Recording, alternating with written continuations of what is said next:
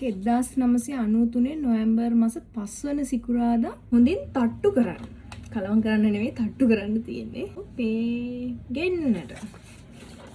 දුවාල එකතු වෙලා ඉන්නේ මගේ අලුත් වීඩියෝ සීරීස් එකේ පළවෙනි වීඩියෝ එකත් එක්ක. මේ වීඩියෝ සීරීස් එක හැදෙන්නේ මෙන්න මේවා. තාඩා. මේ ඔක්කොම පරණ පත්‍ර වලින් එකතු කරපු රෙසිපි. මේ ඔක්කොම එකතු කරලා තියෙන්නේ අපේ අම්මා. සීරීස් එක මේ පොතෙන් තෝරගන්න කැම ජාත. මේ පොත්වල මොනවද තියෙන්නේ කියලා. සීරිකත. ඉස්සර කාලේ අඳපු ඇඳුම්. මේක 1993 නොවැම්බර් මාස 5 වන සිකුරාදා පත්‍රයේ තිබිච්ච රෙසිපි එකක්. අද මම හදන්න යන්නේ චීස් පිරවු කේක්. බලමු මේකට මොනවද ඕන වෙන්නේ කියලා. මේකේ පෙන්නලා තියෙන විදිහට චීස් පිරවු කේක් එකට අපිට ඕනේ ටින් කිරි ටින් 2යි, කිරි හට්ටි 1යි, ජෙලටින් මේස හැඳි 2යි. ආදන විදිහ ස්ටෙප් බයි ස්ටෙප් ඉස්සරහට යන්න. මම එහෙනම් ඕන බඩු ටික අරගෙන එන්න.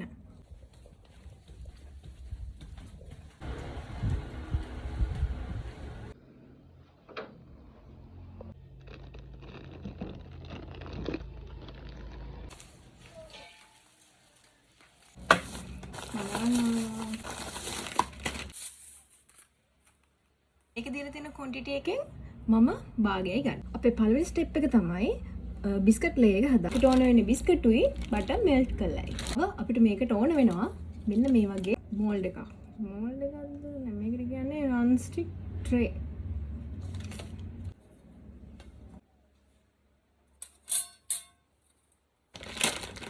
කුඩු කරගන්න. බිස්කට් ටික කුඩු කරගත්තා. ඊළඟට අපිට තියෙන්නේ මෙල්ටඩ් බටර් දාලා මේක මික්ස් කරගන්න. මේ බිස්කට් ටික ඇති වෙයිද දන්නේ මගේ අර ට්‍රේ එක කවර් කරන්න. එහෙනම් මදි වුණොත් මගේ ඊළඟ පැකට් එක මම ගන්නවා. දැන්ට එකයි මම යූස් කරේ. බටර් මේස හැඳි 4ක් විතර. ඔයාලට වෙනස් වෙන්න පුළුවන් ගන්න බිස්කට් එකත් එක්ක. ඔයාලා ඒකට ගැලපෙන ප්‍රමාණයට ගුලි කරගන්න පුළුවන් ප්‍රමාණයට වෙනකම් බටර් දාලා මේක හදාගන්න.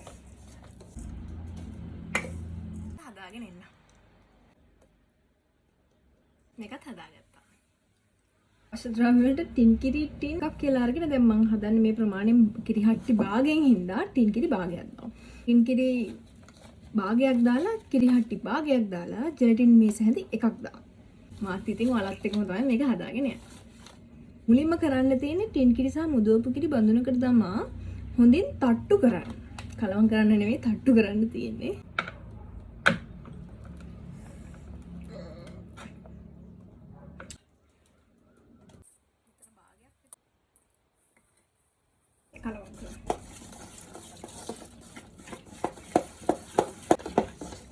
ජෙලටින් ඇල් වතුර මේස හැඳි 3ක පමණ දිය කර පෙඟෙන්නට හැර උතුරන වතුර මේස හැඳි 2ක් දමා හොඳින් දීවන තුරු හැඳි ගන්න.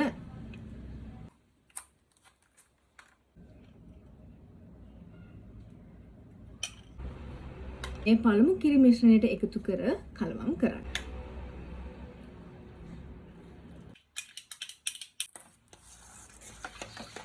ඊපස්සේ කරන්න තියෙන්නේ විනාඩි 15ක් පමණ වෙලා ෆැරන්හයිට් නම් 375ක් හෝ සෙන්ටිග්‍රේඩ් නම් 200ක උෂ්ණත්වය තුල පුලුස්සා ගන්න. අපි දැන් මේක බේක් කරගමු. මේක සෙල්සියස් අංශක 200ට මිනිත්තු 15. එහෙනම් මේක දාලා එන්න.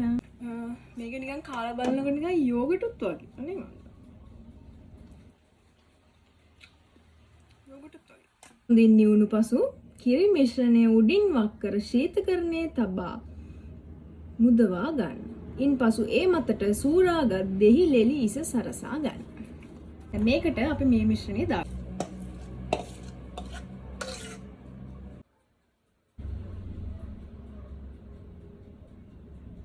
මේකේ කියලා තියෙන විදිහට නම් ජෙලටින් දාලා හදාගත්ත මිශ්‍රණේ බේක් කරන්නේ නැහැ. ඒක කෙලින්ම ෆ්‍රිජ් එකේ දාන්න කියලා තියෙන්නේ. ඊළඟට මේ මිශ්‍රණේ හදලා මම බේක් කරනවා. විනාඩි 15ක් විතර මම බේක් කළා. ඊට පස්සේ කූල් වෙන ෆ්‍රිජ් එකට දාන්න. අපි දැන් මේක විනාඩි 15ක් විතර oven එකේ සෙල්සියස් අංශක 200ට දාලා මම අරගෙන එන්න. නමක් තියනවා ගෙදර.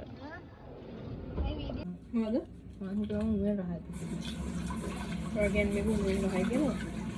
දැන් ඔය කියන්නේ මේක උණුවෙන් කන්න ඕනි කියලා. ඔව් මම පොඩි කාලේ අනිවාර්යෙන් උණුවෙන් කාලා තමයි බලන්නේ. මේක දැන් තමයි oven එකෙන් අරගෙන ආවේ. දැන් මේක කූල් වෙන්න ෆ්‍රිජ් එකට දානවා.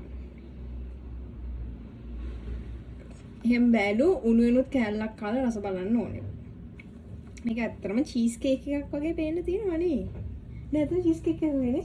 චීස් කේක් නෙවෙයිද? චීස් කේක් තමයි මම මෙන්න මේකේ මේ තියන්නේ. චීස් පිරවූ කේක්. Cheese cake. ඉතින් ඕක ගන්න. යටින් මේක උස්සන්න පුළුවන්. හඩා. පිස්සෙක් නෙවලු. කොහොම වෙන්නේ?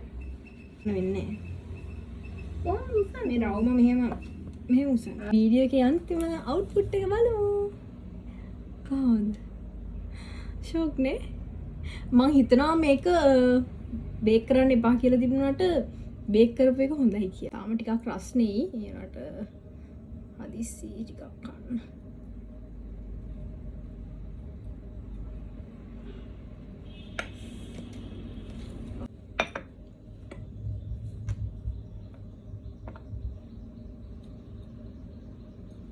පර්ෆෙක්ට්.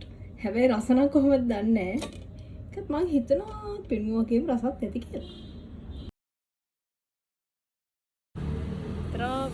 ඒක මාර ලස්සනට ඇවිල්ලා තියෙනවා. කපන්නත් ලෝබයි වගේ.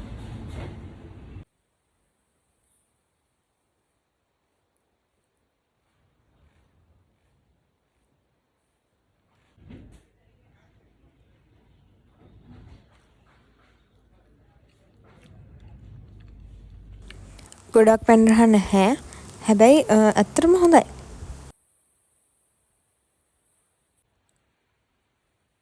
එහෙනම් අදට ගිහින් එන්නම්.